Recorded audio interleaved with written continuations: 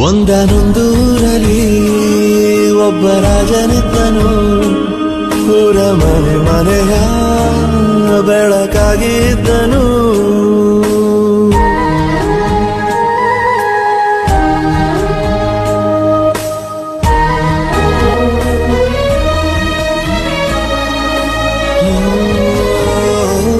ಒಂದು ಮುತ್ತಿನ ಕಥೆ, ಮುತ್ತು ರಾಜನ ಕಥೆ. ನೀ ಹೋಗೋ ದಾರಿಗೆ ಹೂ ಬಿತ್ತಿದ ಕಥೆ. ನೀ ನಾಳೆ ನಂಬಿ ಬದುಕೋ ಕಂದ. ಯುವರಾಜ ನೀನು, ರಾಜವಂಶದವನು. ಒಳ್ಳೆತನ ಇರುವ ಒಳ್ಳೆ ಮನೆಯವನು.